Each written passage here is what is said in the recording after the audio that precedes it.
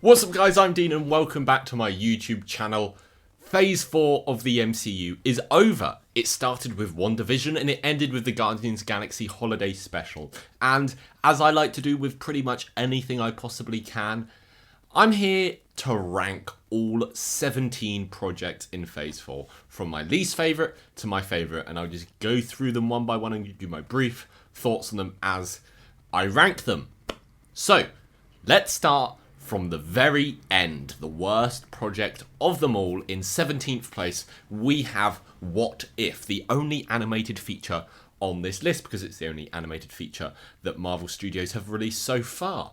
Some of the episodes in What If really work for me. I think the episode of Doctor Strange is great. I think some of the end is great. I really like the Ultron taking over the world, but then there's some really weak episodes, like the Captain Carter one I didn't like. Party Thor I thought was awful. The Killmonger one wasn't great, and then all the other ones are kind of forgettable. Like, I'm looking back now, there was the Hank Pym kills the Avengers one was pretty good. I think there was T'Challa Star-Lord was fine. You know, there's stuff like that. The zombie one was alright, who knows.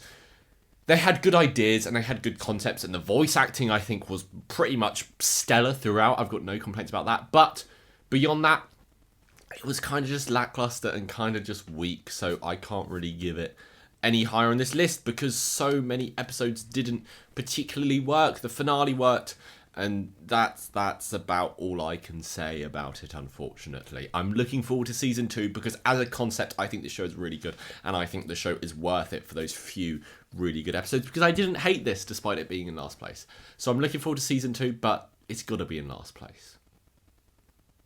In 16th place, we have Black Widow.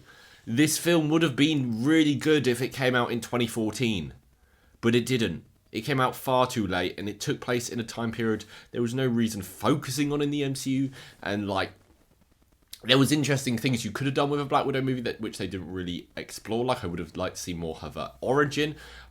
Before Black Widow came out, I remember saying on TikTok that I think it might have the best action in the entire MCU, and I was disappointed by the action. I thought it was really lackluster, and I think there wasn't really anything special to it.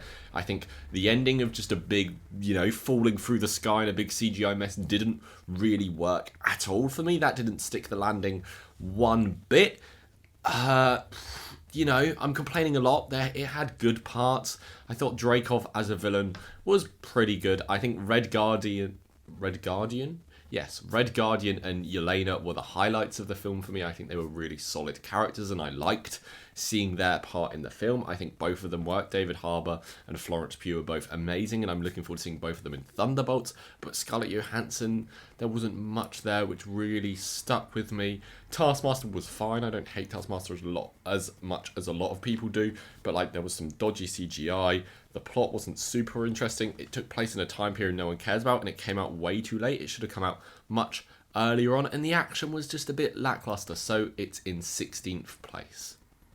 In 15th place, we have Thor, Love and Thunder. If you had asked me before Phase 4 came out which one of these films would be my favourite, I might have said Thor, Love and Thunder at number 1. I was so looking forward to this film because Taika Waititi is one of my favourite directors. Hunt for the Wilder People, one of the best comedies of all time, probably my second favourite comedy ever. Jojo Rabbit's amazing. Thor Ragnarok is one of my favourite MCU films. Thor, Love and Thunder is a big disappointment.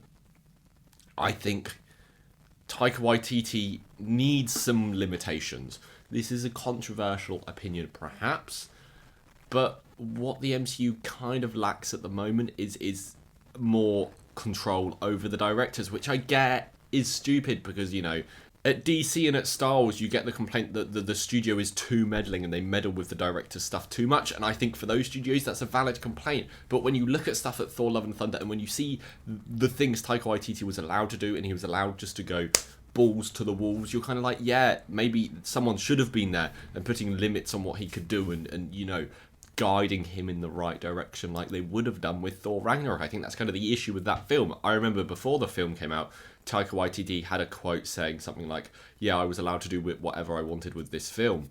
And that really excited me as a concept. I was like, wow, a Taika Waititi film that's just whatever he wants. and it didn't work. Christian Bale was great casting for Gore the God Butcherer, but we only see him butcher one god. We needed more of that. Mighty Thor really worked as a plotline, but it was kind of bogged down by the comedy, and the comedy kind of clashed with it. I think the designs of some of the characters was just oversaturated and too colourful, and there was way too much going on. I think this film was very much over-designed. I thought some of the action was a bit cheap, and it had moments that worked. I enjoyed parts of it. Zeus was really good. But overall, it was really disappointing, and I think this is the most disappointing project of Phase 4, perhaps the entire MCU so far. Controversial opinion incoming. In 14th place, we have Loki. People love this show, and I personally do not particularly. Loki was good, and it set up some really interesting stuff in the first 5 episodes. I thought the first 5 episodes were great. Sylvie was an interesting character. Seeing all these other Loki variants was good. The episode where they went to the place beyond time, where you get it's bad, I can't remember, but like where all the where classic Loki and present Loki and all them were, I thought was a really great episode, and seeing them was really cool. Mobius is a great character. The TVA as a concept really works, and it's setting up these really good themes about identity and purpose and things like that. And then it gets to the last episode, and instead of delivering on any of these themes, they just forget about it and set up the future of the MCU with Kang and with the multiverse and everything like that. And Loki and Sylvie kiss, which was weird and not needed. He should have kissed Mobius, and I just found that last episode so disappointing, which is a running theme with the Disney Plus shows. But I think this one has the most disappointing finale, which is a real shame when you look at the quality of the rest of the show. Speaking of disappointments, in 13th place we have Eternals. Chloe Zhao was kind of let go on this one as well, and I think she could have done with some reining in, like Taika Waititi with Thor Love and Thunder, and kind of parts of this film works, and I can see the different ideas she had for different films and how she's kind of merged them into one film here. And I think if you had just stuck with one of these ideas, I think it would have really worked. What works, I think, is that from the outlook, it kind of seems like this film doesn't have a big villain. It's got a problem you're trying to stop, and that problem is the Celestial coming out of the Earth, and that sort of thing works. And I think the cast works. But that third act is really quite weak, and I think that's the issue with it, where we don't really get delivery on a lot of these arcs and a lot of these character moments. I think Icarus and Cersei and Ajak work, and the rest of them are kind of forgotten about, especially Kingo, where they're kind of like, oh, he's not in the finale because Kumail Nanjiani can't be there. And it's kind of just forgotten about. And I found elements like that really disappointing. And I thought the deviants were really wasted and they weren't interesting. I think if you just had the threat of the Celestials, not even the threat, just the Celestials being there would have been really interesting. I think if you went into the past more, it would have been more interesting. I think if you gave the film more colour and it was very saturated visually, and I thought that was kind of an issue with it. It didn't, like, people always talk about how great the cinematography of this film was, and it was fine. It was landscapes and sunsets and that sort of thing, and sure, that works. But I think if you like added more color, you gave them more recognizable suits. The suits looked cool, but you can't recognize them. That's a nitpick. But these are just my thoughts on Eternals, and that's why it's ranked here. In 12th place, we have Miss Marvel. I think some people might have thought I ranked this far too high, but Miss Marvel... Okay, I was about to say it was fun. The middle few episodes were absolutely awful. I think the finale was fine. I think some of the opening was good, and it was kind of 3 seasons of TV smashed into one, because they were trying to give her a fun origin. They were trying to do the stuff with the villains that I can't even remember the names of because they're so forgettable, and they're doing stuff with damage control, and they're doing stuff with like the Crimson Dagger and stuff like that, and it was just too much going on, and they never really completed any of it. But what saved this show, number one, was the editing style. I thought it was really dynamic. I thought it was really fun. I think it's the closest thing we've got to Spider-Man Into the Spider-Verse ever, really. I think that kind of editing style, which they use a lot in episode 1 and 2, and then they kind of forget about, that really worked. It's a shame they forgot about it.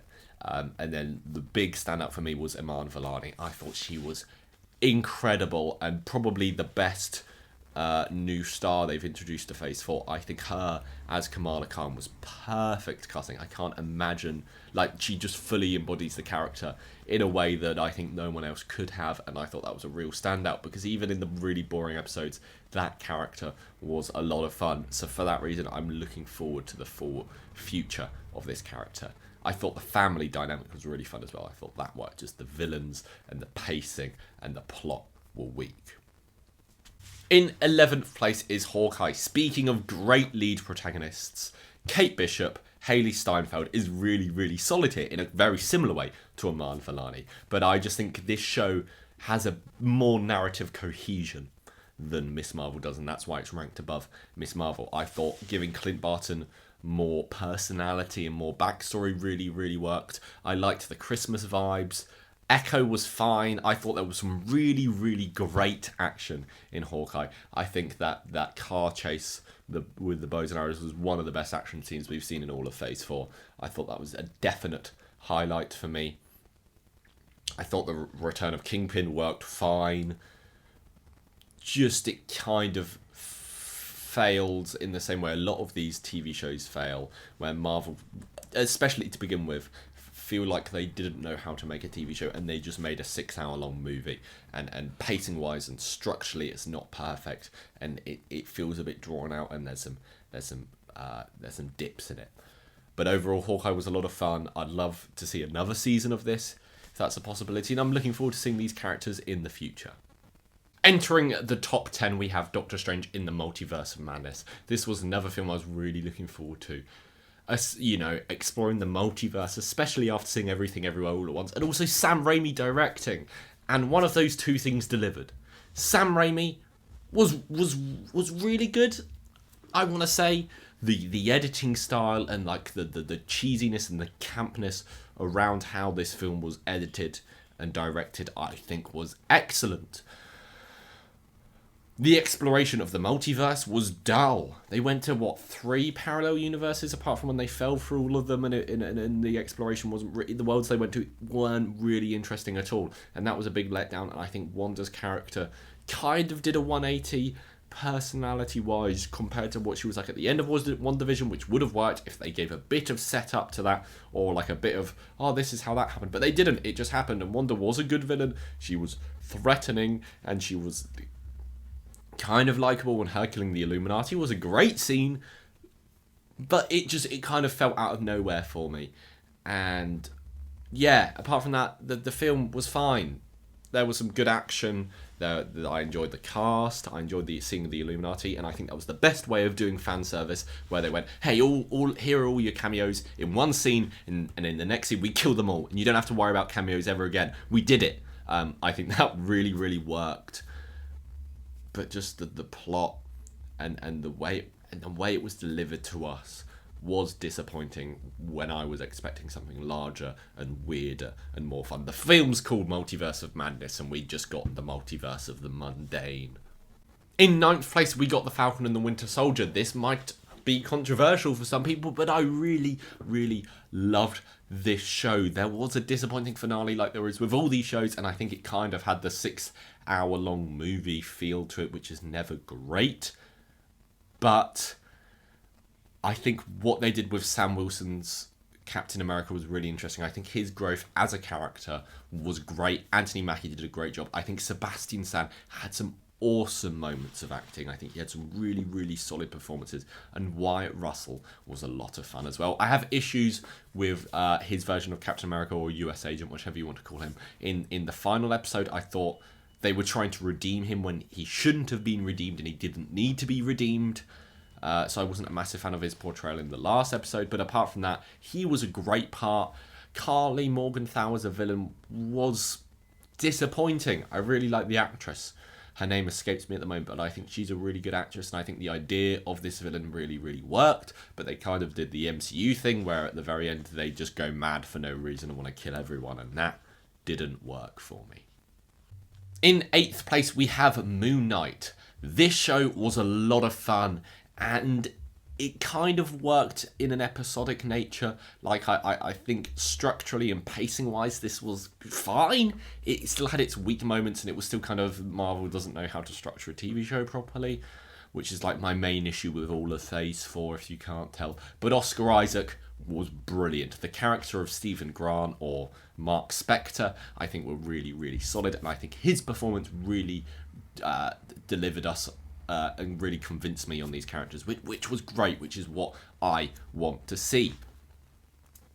Ethan Hawke, great as well, really solid villain, and a real highlight of this show for me was how they kind of throw you in there. It's all happening already. It's weird, it's wacky, in the editing style of just going from personality to personality or scene to scene really, really works.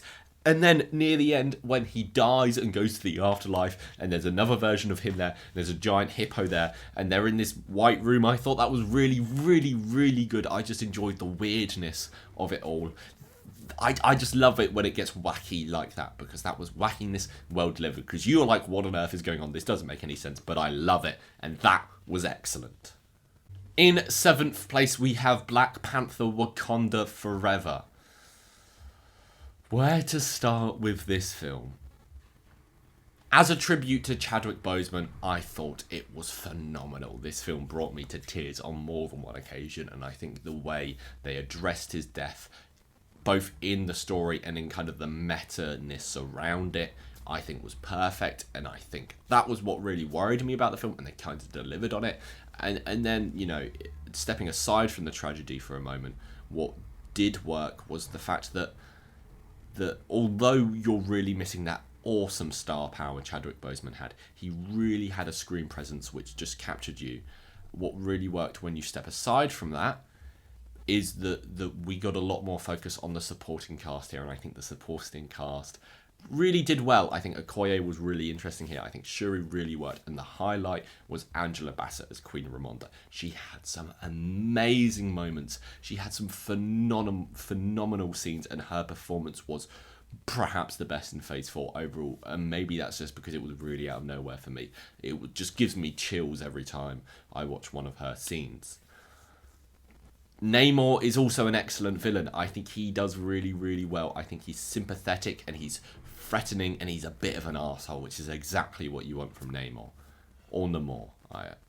But there's a couple things that didn't work for me in this film. Firstly, Shuri's arc. They tell us she's full of vengefulness, and I never really found myself believing it. I think the film just kept telling you that and never really showed it to us, and I think it was far too busy. I think stuff with Ironheart, stuff with Martin Freeman, and stuff with Okoye near the end of the film wasn't needed and kind of bogged the film down and made it too busy. But overall, I think it was a really solid film and one of my favourites in Phase 4. Here's another controversial one. In 6th place, we have She-Hulk: Attorney at Law. Why is this one of my favourite Disney Plus MCU shows?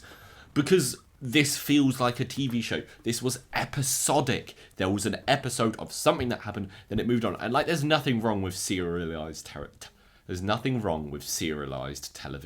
They kind of do that with Peacemaker, and you know, it works. It can work when you do a story over a series instead of smaller stories per episode, which kind of all tie in the end. That can work, but when Marvel do it, they kind of have a pacing issue, and they don't really know how to structure that, which is kind of the issue I've been finding with things like Hawkeye and Miss Marvel and Moon Knight to an extent. She-Hulk was episodic in the best possible way, and it completely succeeded at what it was trying to do. I found it funny, and I thought, yes, the CGI wasn't great, but I didn't really mind, because I think Tatiana Maslany, if that's how you say her name, I apologise if it's not, was really, really good as She-Hulk. I thought her performance was really solid. I thought it was funny. I enjoyed seeing all the cameos, although that's not the point. Wong, Daredevil, Hulk, Abomination. I think they all worked. Yes, it may have had a crap villain, but I don't care, because its finale was really, really solid, and I think the best finale of any of these MCU shows, because it tied everything together. It was satisfying, and it wasn't too bogged down in trying to set other stuff up. That's what really worked there for me. I thought the comedy worked and the action was fine, and what more could you want? I thought She-Hulk's arc was really, really interesting, and she had an arc that was completed. It had a start, middle, and end, and they didn't miss any steps. I thought that worked perfectly. Yes, some of the supporting characters were kind of forgotten about because it focused so much on this arc, but the show's called She-Hulk. Of course, it's about her, and she did a really good job of carrying this show and being the star, and I cannot wait to see more of this character. I think she is excellent. In 5th place, we have the Guardians of the Galaxy Holiday Special. This was just pure fun. I really enjoyed the focus on Drax and Mantis. I enjoyed that element of it. I thought the soundtrack was really great. I think the smaller scale, the smaller budget Guardian stuff really, really worked. And it just focused on the characters and the comedy. That really, really was a lot of fun for me. I enjoyed the little animation at the start. I enjoyed all the little jokes. I enjoyed Kevin Bacon. I think he did a really good job of just playing himself and being thrown in there. And at the end, they did the cheesy Christmas thing of being like, you know what? I can teach these guys something about Christmas because I'm feeling the Christmas spirit right now. And I'm going to go sing them a song. The soundtrack was great. The original songs were really good, and I keep listening to them because they're genuinely really catchy. And I think they really, really work. And I don't really have a lot to complain about this because it's 45 minutes long, and I think it succeeds at most of what it sets out to do. It's cheesy, it's fun, it's silly, it's Christmassy, it's got the Christmas spirit to it, and I think it did a really good job of delivering on the emotional impact of having Mantis and Star-Lord being siblings, having that revealed. I think it did a good job of setting up Guardians of the Galaxy 3 with the Ravagers and the Guardians owning nowhere and Cosmo being there and stuff like that. And I enjoyed the Earth stuff. I really enjoyed Drax and Mantis not understanding how Earth worked, and I enjoyed the comedy around that. Dave Bautista is one of my favourite actors ever, and I think he is so underrated, so I cannot be happier with this focusing on him and Mantis. I think the Guardians of the Galaxy Holiday Special was excellent. In 4th place, we have WandaVision. I really, really enjoyed WandaVision. Vision is my favourite superhero, so I do have a little bit of bias there, but I thought the sitcom stuff was really, really fun. I thought the comedy around that worked. I think all of that was excellent. I think Catherine Hahn as the villain was predictable, but a lot of fun. And you know what? Who cares if it's predictable if they get a whole song announcing themselves as a villain? I think there was some disappointment, especially in that last episode with the delivery of it, how this really deep character study on Wanda kind of just ended in a big CGI fight. That, to me, was disappointing. And I think the payoff of Ralph Boner and Quicksilver was also really, really disappointing and just annoying. But Monica Rambeau was great. Seeing Vision again was great. The goofiness of the sitcom was perfect. And I think the exploration of Wanda as a character was really well done. And I found that really fascinating. It's just a shame it was let down by that last episode. In 3rd place, we have Werewolf by Night. This is a perfect special because I think it succeeds at literally everything it's trying to do. Michael Giacchino is a genius. I think the way it was shot and the music was perfect. I thought black and white worked really well. I just really liked how there was no setup, no backstory, no, distractions. It was just, here's the plot, this is the problem, we're going to deal with it, oh, it's over, let's move on. I thought it was really, really fun, and the horror worked, and I think the over-the-top, 50s horror was a really interesting direction to go with this. And I just really enjoyed it. I think there's not a lot to complain about because it's just so tight and accessible. There's not much there to get bogged down in. It's just start it, it's done. It's excellent in that regard. In 2nd place, we have Shang-Chi and the Legend of the Ten Rings. Simu Liu was amazing as Shang-Chi. This really came out of nowhere and surprised me because it is so much fun. I thought the look was really good. I thought Simu Liu was really good. I think Tony Leung was an amazing villain. I think Wenwu is one of the best villains in the entire MCU. And need I say, the action is phenomenal. That bus fight is unlike anything I've ever seen inside and outside of the MCU. I think it had some excellent action, some excellent characters, some really solid comedy, and the plot worked. I thought Shang-Chi was so much fun, and I genuinely cannot wait to see this character again. I think he's just, the best character we're going to see out of Phase 4, maybe. He's one of the most interesting for sure. And it was something different. I really enjoyed this different style of action and this different culture that they were exploring within the MCU. I really, really cannot wait to see Shang-Chi again. Also, Wong was great. The karaoke scene was the best end credit scene in all of the MCU, and I could talk about it forever. but I won't. I'll just say in first place is Spider-Man No Way Home. Part of me doesn't want to put this in first place because it's the most popular and it made the most money. And I want to be different and unique and interesting. But, you know, Andrew Garfield and Tobey Maguire coming back. What more could a boy ask for? I think Willem Dafoe was a real standout. I think he did better as the Green Goblin here than he did in any of the Sam Raimi Spider-Man films. I thought it was just perfect how great a job he did returning this villain. And Alfred Molina was great as Doc Ock, and I think J. Jonah Jameson was really solid. And Electro and Lizard and Sandman were fine. But Green Goblin, Dr. Octopus, perfect. The way they include Andrew Garfield and Tobey Maguire with Tom Holland really, really worked because the film was still about Tom Holland. It was still about his arc and his journey. And his journey was amazing. I thought he had some really, really great emotional stuff. But they still do all the fan servicey stuff when all three Spider-Men come together. So it's the best of both worlds. One complaint I would have about this film is that when I do rewatch it, I'm kind of just waiting for Spider-Man to show up. And I feel like the first half can be a bit of a slog. But Tom Holland's Spider-Man's arc is amazing, and this is the best we've seen of his character. I think there were some really strong performances. I think Aunt May's death was done excellently. And yeah, just the arc of his character really, really worked. And putting Tobey Maguire and Andrew Garfield on top of that and sharing some really emotional scenes with Tom Holland, it's all I could ever have asked for. Really, genuinely. And then Willem Dafoe on top of that and Alfred Molina on top of that, also delivering amazing performances. What more could I want from a Spider-Man film? Like, how are they going to top this? I don't know, but that's besides the point. There we have my ranking of all 17 films in Phase 4 of the MCU. I can't wait for Phase 5. Maybe I'll rank some more stuff to do with Phase 4. Who knows what I'll be doing in the future. But in the meantime, just like this video and comment your ranking down below and comment why I'm wrong. Just please remember to like, comment, and subscribe, as I just said, and I'll see you next time. Bye.